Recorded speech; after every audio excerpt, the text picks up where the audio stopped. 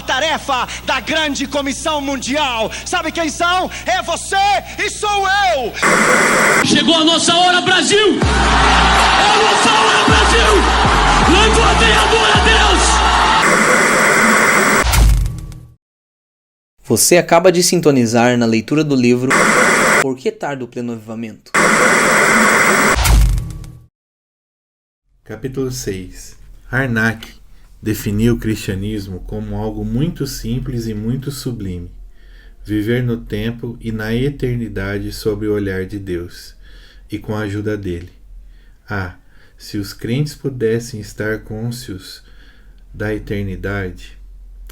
Se pudéssemos viver cada momento sob o olhar de Deus, se pudéssemos viver tendo sempre em mente o juízo final e vender tudo o que vendemos tendo em mente o juízo final e fazer todas as nossas orações, dar o dízimo de tudo que possuímos tendo em mente o juízo final, e se nós pregadores pregássemos nossas mensagens com um olho voltado para a humanidade perdida e outro para o trono do juízo final, então experimentaríamos um avivamento operado pelo Espírito Santo, que abalaria essa terra e que em pouco tempo salvaria milhões e milhões de vidas preciosas. A baixa moralidade prevalente hoje em dia, bem como as tentativas das diversas seitas e cultos de dominar o mundo, deveriam deixar-nos alarmados.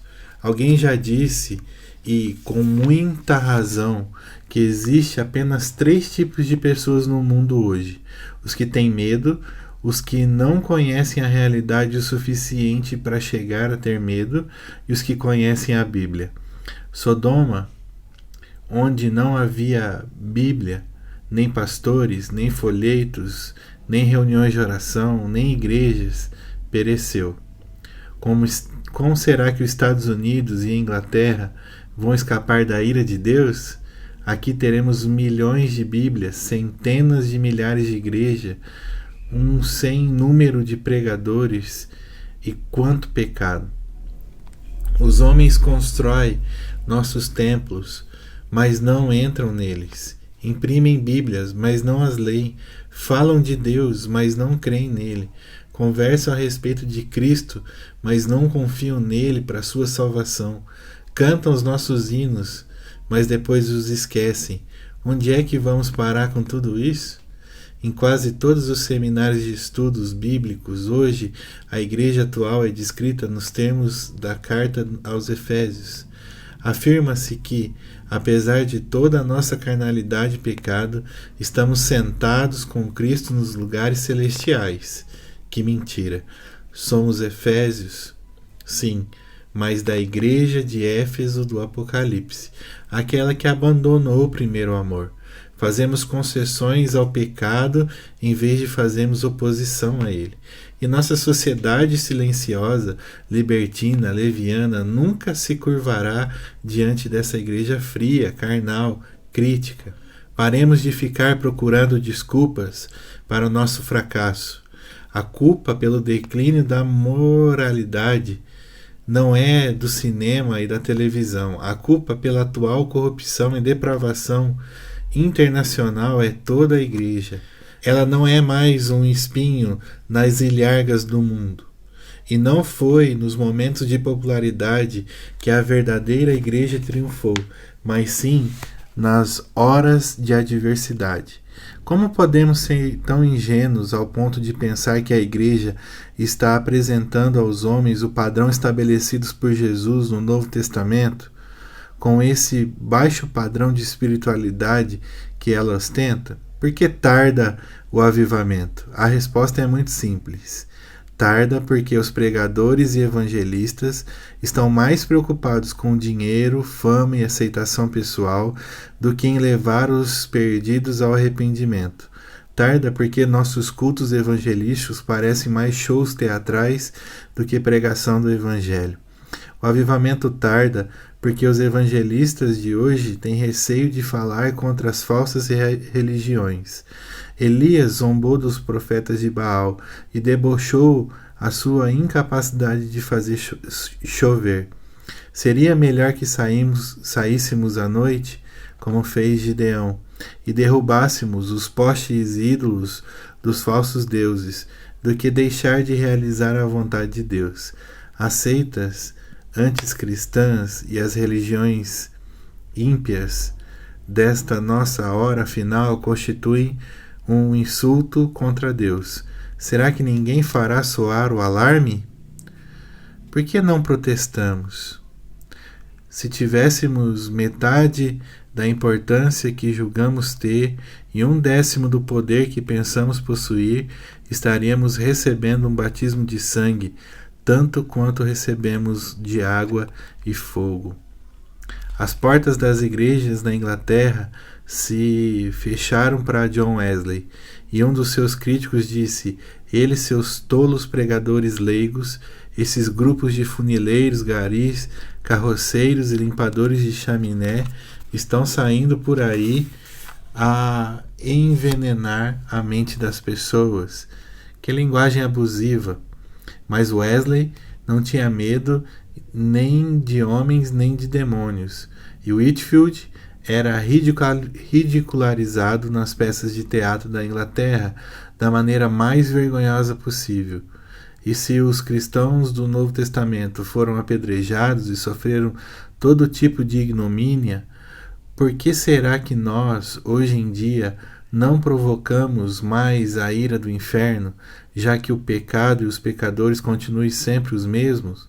Por que será que somos tão gelados e enfadonhos?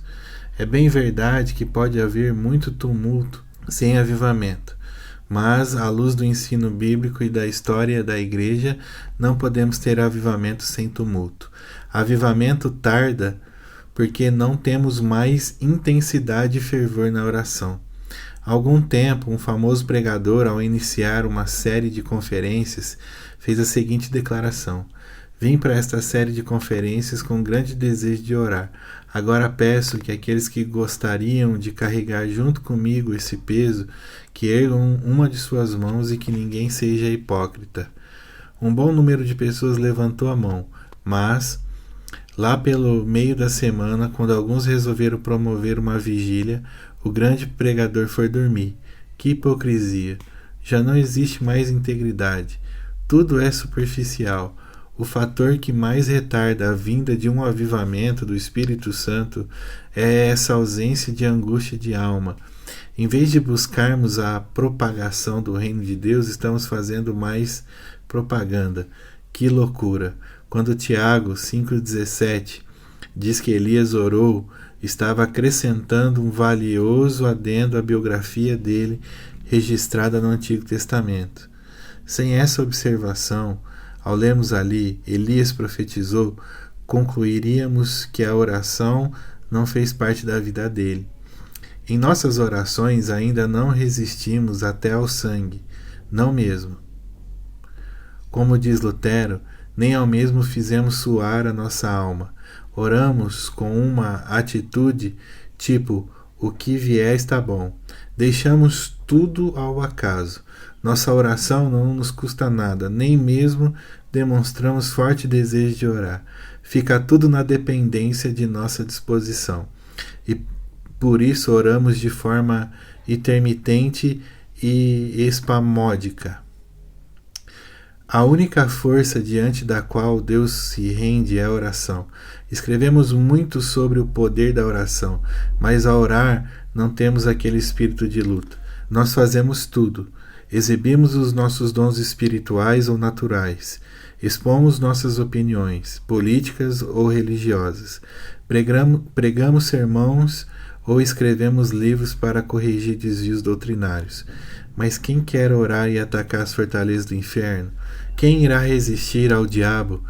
Quem quer privar-se de alimento, descanso e lazer para que os infernos o vejam lutando, envergonhando os demônios, libertando os cativos, esvaziando o inferno e sofrendo as dores de parto para deixar atrás de si uma fileira de pessoas levada pelo sangue de Cristo? Em último lugar, o avivamento tarda porque roubamos a glória que pertence a Deus. Reflitamos um pouco sobre essas palavras de Jesus. Eu não aceito glória que vem dos homens. Como podeis crer, vós os que aceitais glória uns dos outros, e, contudo, não procurais a glória que vem do Deus único? João 5, 41, 44. Chega de toda essa autopromoção nos púlpitos. Chega de tanto exaltar meu programa de rádio, minha igreja, meus livros. Ah, que repulsiva demonstração carnal vemos nos púlpitos. Hoje temos o grande privilégio, e nos pregadores aceitam isso. Não, eles já o esperam. E se esquecem de que só estão ali pela graça de Deus. E a verdade é que, quando ouvimos tais homens pregar, notamos que nunca ficaríamos sabendo que eram tão importantes, se não tivessem sido apresentados como tal. Coitado de Deus, ele não está recebendo muita glória. Então, por que ele ainda não cumpriu sua terrível, mas bendita ameaça que iria vomitar da sua boca? Nós fracassamos, estamos impuros, apreciamos os louvores dos homens, buscamos nossos próprios interesses. Ó Deus, liberta-nos dessa existência egoística, egocêntrica. Dai-nos a bênção do quebrantamento. O juízo deve começar por nós, pelos pregadores.